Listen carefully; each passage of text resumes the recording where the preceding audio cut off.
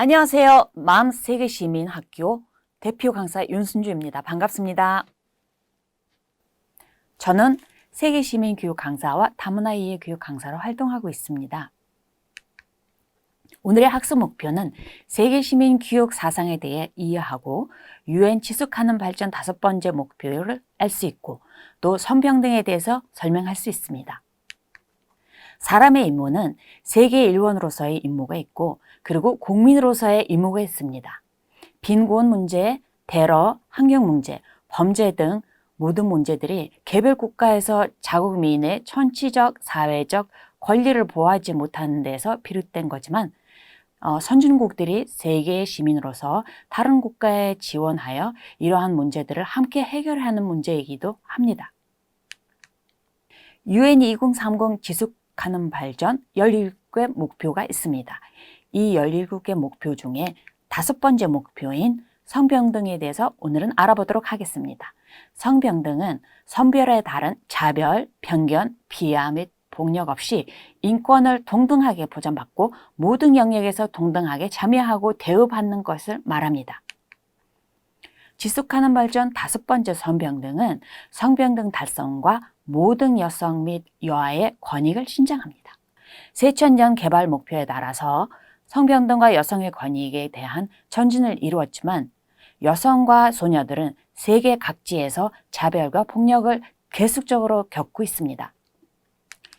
한국의 사례도 알아보도록 하겠습니다. 한국에서는 데이트 폭력 신고 건수가 매년 증가하고 있습니다. 왜 헤어지자고 해 죽음을 부르는 데이트 폭력에 여성들은 불안해하고 있습니다. 남편이나 연인 등 친밀한 관계에 있는 남성이 여성을 폭력하는 것을 데이트 폭력이라고 하는데요. 성범죄, 살인사건, 강력범죄로 이어지고 있습니다. 일부 데이트 폭력 가해자들은 피해자의 주변에 있는 사람들한테도 범죄를 저지르는 경우가 있습니다. 발목을 움켜잡기, 때리기, 언어폭력, 데이트 비용 요구, 휴대전화 점검, 옷차림 통제 이것들이 다 데이트 폭력에 포함되어 있습니다. 2017년도에는 14,000건이 또 2018년도에는 18,000건이 2019년도에는 19,000건으로 계속해서 증가하고 있습니다. 지난해에는 폭력 사건 건수가 하루 54개를 넘게 신고했습니다. 지속가능 발전 성평등 세부 목표 5-1에는 성평등 달성하고 모든 여성과 여아의 역량을 강조하고 있습니다. 여성의 권리는 1948년 UN 세계인권선언 제2조에 처음 명시됐습니다. 제1조에는 여성에 대한 차별, 남성과 동등한 여성의 권리 부인 및 제한을 불평등하며 인간의 존엄성에 위반되는 일이라고 명시되어 있습니다. 지속가능 발전 성평등 세부 목표 5-2에는 여성과 여아에 대한 모든 형태의 폭력 절배를 목표로 합니다. 1975년 UN 총회에서 비인간적이고 무멸적인 대우 및 처벌의 대상이 되는 사람에 대한 보호선언을 채택했습니다. 여성에 대한 폭력은 공적 혹은 사적인 생활에서 발생하는 자유박탈, 임의적 혹은 강압적 협박을 포함하여 여성에게 신체적, 성적, 심리적 고통을 주는 모든 성별에 기반하는 폭력을 의미합니다. 지속가능 발전 성평등 세부 목표 5-3에는 여성에 대한 모든 악습 절배를 목표로 합니다.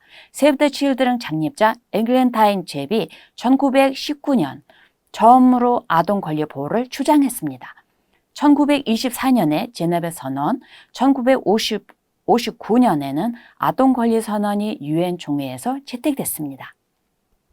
지속가능 발전 성평등 세부 목표 5-4에는 공공서비스 및 사회보장 정책 등을 통해서 무급 돌봄과 가사노동 중요성 인식을 목표로 합니다.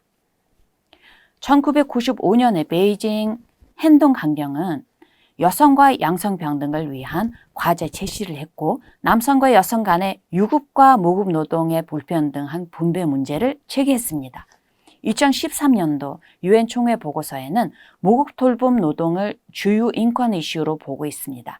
심각한 불평등을 유발하는 남녀 간 돌봄에 대한 책임은 성평등에 주된 장애물이며 여성의 빈곤을 이야기할 수 있습니다.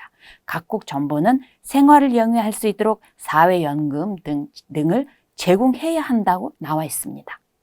지속하는 발전 성평등 세부 목표 5-5에는 정치, 경제, 공군 분야에서 여성의 참여와 리더십 보장을 목표로 하고 있습니다.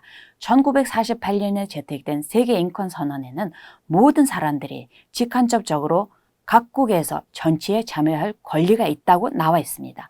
베이징 행동 강령에 따르면 남녀가 의사결정 과정에 동등하게 참여하는 것은 사회 구성을 정확하게 반영하는 것이며 민주주의의 공고화를 이끄는 방법이라 하였지만 많은 국가에서 여성은 경제적인 의사결정 과정에서 소외되고 있습니다.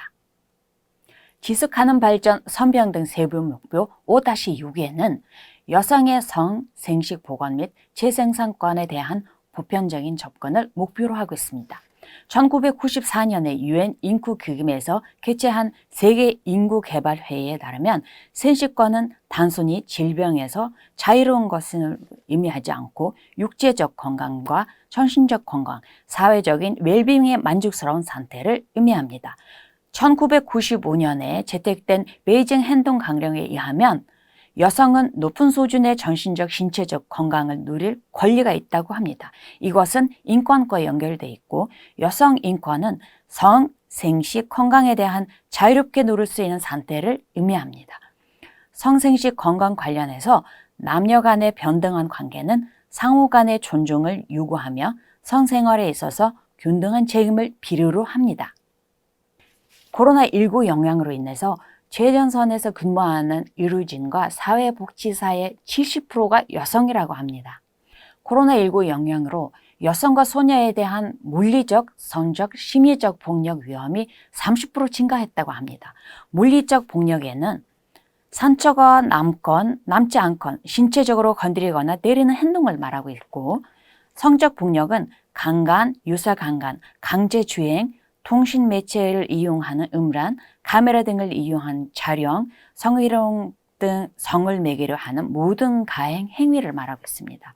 심리적 폭력은 수치심, 능력 상실, 모욕, 고립감, 괴롭힘에 근거하는 언어 폭행, 부딪혀서 생긴 상처, 긁힌 자국, 멍과 같은 신체적 증거가 없는 언어의 형태를 말하고 있습니다.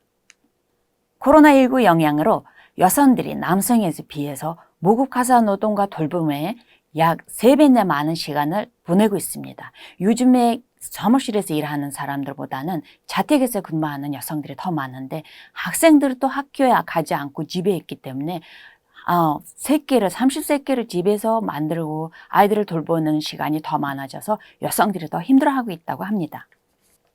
그래서 앞으로는 남녀 차별 없는 성평등 사회가 되길 바라면서 이번 강의를 마치도록 하겠습니다. 감사합니다.